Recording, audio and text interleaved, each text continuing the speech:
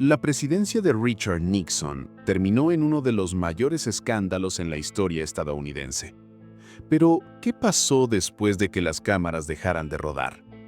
Sus hijas, Tricia y Julie, una vez adornaron las portadas de revistas, estuvieron a su lado en la Casa Blanca y se casaron con dos de las dinastías políticas más poderosas del país. Pero después del Watergate, la renuncia y la desgracia desaparecieron de los reflectores. Entonces, ¿dónde están ahora? ¿Qué les pasó a las hijas de Nixon? Número 1. Tricia Nixon Cox.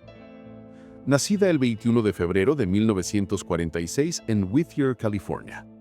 Ella fue la primera hija Nixon. Tricia siempre fue vista como la hermana más reservada, la más callada. Pero no confundas callada con débil. Tricia era inteligente y elegante, con una mente propia. Pasó por algunas de las mejores escuelas del país, Horace Mann, Sidwell Friends, Chapin, y finalmente llegó al Boston College, donde obtuvo su título en literatura inglesa en 1968, el mismo año en que su papá fue elegido presidente. Ahora, aquí hay una anécdota divertida del pasado. En 1964 fue presentada como debutante en el baile internacional de debutantes en la ciudad de Nueva York. Su acompañante fue Edward Cox, un estudiante de Derecho de Princeton bien educado y bien conectado. Congeniaron y siguieron saliendo durante toda la universidad. Cuando Tricia se casó en 1971, no caminó por cualquier pasillo. Caminó por el jardín de rosas de la Casa Blanca. Así es, tuvo la primera boda al aire libre de una hija presidencial en la Casa Blanca. El mundo entero estaba viendo. Básicamente fue la boda real de la década. Los medios estaban obsesionados. Los titulares gritaban sobre su vestido, su sonrisa, las flores. Pero una vez que la boda terminó, Tricia se retiró completamente. Ella y Ed Cox tuvieron un hijo, Christopher Nixon Cox, en 1979. Él se convirtió en abogado e incluso probó su suerte en la política, postulándose para el Congreso en Nueva York. A diferencia de Julie, Tricia no era muy aficionada a los reflectores. Mantuvo sus apariciones públicas al mínimo y vivió la mayor parte de su vida adulta en los suburbios de Nueva York. Pero eso no significa que desapareció. Tricia discretamente sirvió en los consejos directivos de varias fundaciones médicas y filantrópicas, y como su hermana, jugó un papel en la Fundación Richard Nixon, trabajando para preservar y dar forma al legado de su padre. A pesar de ser más reservada, Tricia tuvo sus momentos de brillo, como esa vez que en 1968 salió en una dita con George Bush, sí, el futuro presidente. No salió bien. Según los reportes, él derramó vino y trató de fumar a escondidas, y Tricia estaba tan poco impresionada que pidió que la llevaran de regreso a la Casa Blanca temprano. O cuando el príncipe Carlos visitó Estados Unidos en 1970 y hubo rumores de que él y Tricia estaban siendo emparejados. Carlos después bromeó que esa fue la época cuando estaban tratando de casarme con Tricia Nixon. Número 2. Julie Nixon Eisenhower. Nacida el 5 de julio de 1948 en Washington, D.C. Julie siempre fue descrita como inteligente, serena y más expresiva que su hermana mayor. En público, tenía una gracia tranquila, pero detrás de escenas era un volcán. Su infancia fue un torbellino de altas expectativas. Criada parcialmente en California, parcialmente en D.C., rebotó entre escuelas prestigiosas como Sidwell Friends y Chapin en Manhattan. Finalmente terminó en Smith College, graduándose en 1970, justo cuando su papá era presidente. Oh, y no se detuvo ahí. También obtuvo su maestría en educación primaria de la Universidad Católica un año después. Ahora, aquí está el giro. Mientras estaba en la universidad, Julie se enamoró de David Eisenhower. Sí, ese Eisenhower, el nieto de Dwight D. Eisenhower. En una fusión literal de dinastías presidenciales, se casaron el 22 de diciembre de 1968, en una ceremonia tan formal que podría haber funcionado como una cena de Estado. La boda fue oficializada nada menos que por el reverendo Norman Vincent Peale, el mismo tipo que básicamente inventó el pensamiento positivo. La unión de las familias Nixon y Eisenhower. Sí, eso fue importante. Los dos tuvieron 3 hijos: Jenny, que se convirtió en actriz, Alexander y Melanie Vert. Sin embargo, Julie no estaba solo jugando a la casita. Durante la presidencia de su papá, se puso manos a la obra, viajando, abogando por los niños, los ancianos y el medio ambiente. No estaba contenta de ser una figura de fondo. De 1973 a 1975, trabajó como editora asistente del Saturday Evening Post. No era un puesto figurativo. Realmente ayudó a crear toda una división de libros y escribió mucho. Algunos momentos destacados. Julie's Cookbook for Kids, el libro de cocina de Julie para niños, 1975. ¿Sí?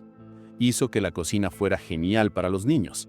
Y luego coescribió Going Home to Glory, Regresando a casa a la gloria, 2010, con su esposo sobre la vida con Ike en sus últimos años. Pero escribir no se trataba solo de publicar libros, se trataba de aclarar las cosas. Julie se convirtió en una de las defensoras más apasionadas del legado de su papá después del Watergate.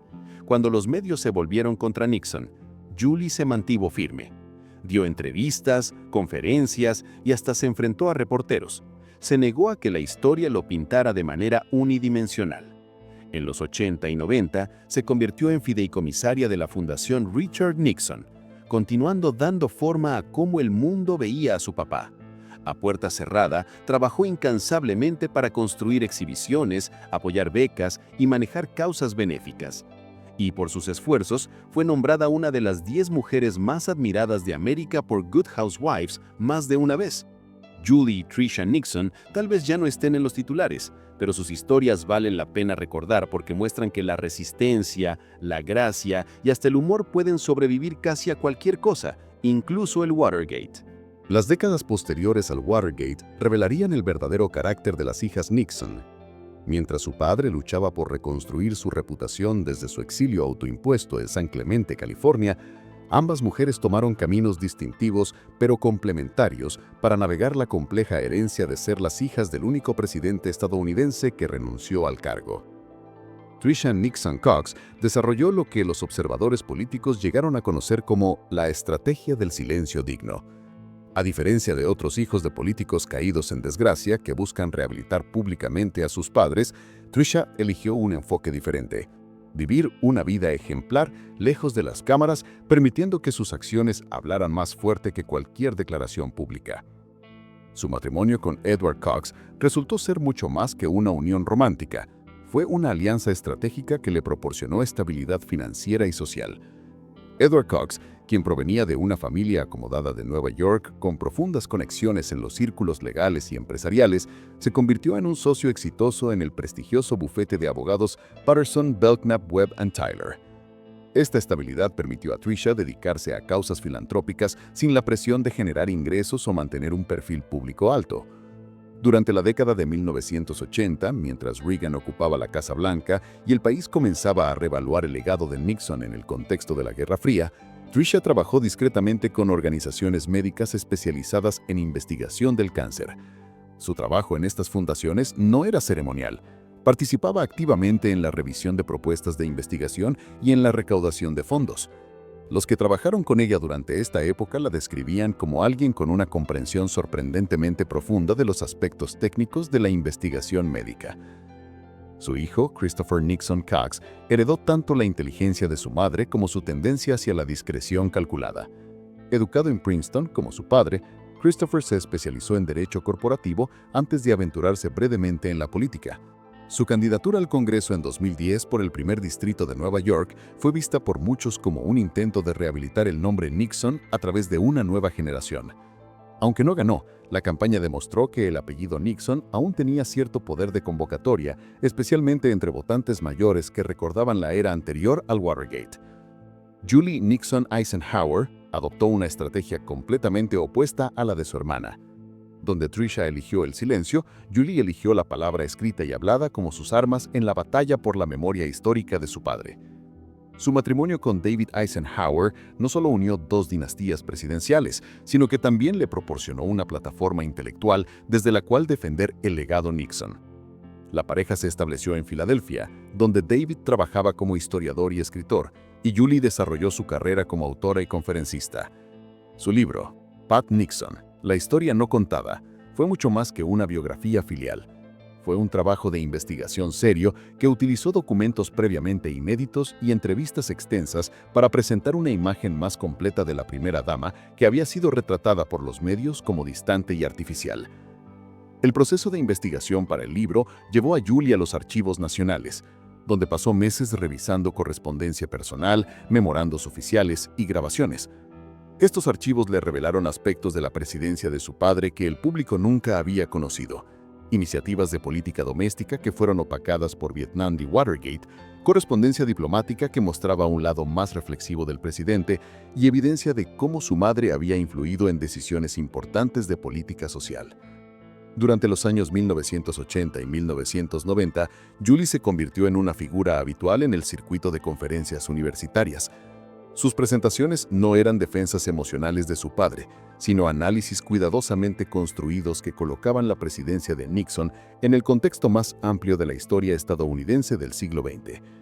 Argumentaba que los logros de política exterior de Nixon, la apertura a China, la distensión con la Unión Soviética, los esfuerzos por terminar la guerra de Vietnam, habían sido injustamente minimizados por el escándalo de Watergate. Ambas hermanas jugaron roles cruciales en el establecimiento y operación de la Fundación Richard Nixon, pero de maneras muy diferentes. Julie se involucró directamente en la planificación de exposiciones y en la supervisión de proyectos de investigación académica. Trabajó estrechamente con historiadores profesionales para asegurar que las exhibiciones de la Biblioteca Presidencial presentaran una narrativa equilibrada que no ignorara Watergate, pero que tampoco permitiera que el escándalo dominara completamente la historia de la presidencia. Tricia, por otro lado, trabajó más detrás de escenas, utilizando sus conexiones en Nueva York para asegurar donaciones importantes y atraer visitantes de alto perfil a la biblioteca. Su capacidad para mantener relaciones con figuras prominentes del mundo empresarial y social, muchas de las cuales habían conocido a Nixon en sus años de abogado en Nueva York antes de la política, fue instrumental para establecer la fundación como una institución respetada. La vida después de Watergate no estuvo exenta de desafíos personales para ambas mujeres. Tricia enfrentó problemas matrimoniales en los años 1990, cuando los medios especularon sobre una posible separación de Edward Cox. Aunque nunca se divorciaron, hubo periodos en los que vivieron separados, con Tricia pasando tiempo en una casa de vacaciones en los Hamptons mientras Edward permanecía en Manhattan. Julie también enfrentó sus propias dificultades. Su intensa dedicación a preservar el legado de su padre a veces tensionó su matrimonio con David Eisenhower. Hubo momentos en los que David, como historiador objetivo, no podía defender completamente todas las acciones de Nixon, lo que creaba tensión en el hogar. Sus hijos, Jenny, Alexander y Melanie, crecieron en un ambiente donde constantemente se discutía y debatía la historia, lo que los preparó bien para sus propias carreras, pero también los cargó con el peso de dos legados presidenciales complicados. Hoy en día, tanto Julie como Tricia se encuentran en sus 70 años, reflexionando sobre vidas dedicadas a navegar una herencia política compleja. La historia ha sido más amable con Richard Nixon de lo que cualquiera de ellas podría haber esperado en 1974. Los historiadores ahora reconocen ampliamente sus logros en política exterior, e incluso algunos de sus críticos más feroces admiten que fue un presidente efectivo en muchas áreas, corrompido por su paranoia y su willingness de usar el poder de maneras ilegales. Las hijas Nixon representan un estudio fascinante en diferentes estrategias para manejar el trauma público y familiar.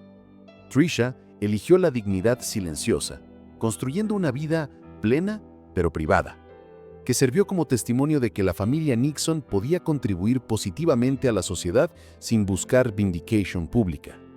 Julie eligió el activismo intelectual, usando su educación y sus habilidades como escritora para remodelar gradualmente cómo los estadounidenses entienden uno de los periodos más tumultuosos de su historia. Ambas estrategias han tenido éxito en sus propios términos, y juntas han logrado algo notable. Han separado a la familia Nixon de la infamia de Watergate sin negar o minimizar la seriedad de lo que ocurrió. En una era de política hiperpolarizada, su ejemplo de cómo manejar el legado familiar complicado ofrece lecciones valiosas sobre resiliencia, dignidad y la posibilidad de redemption a través del servicio público y privado.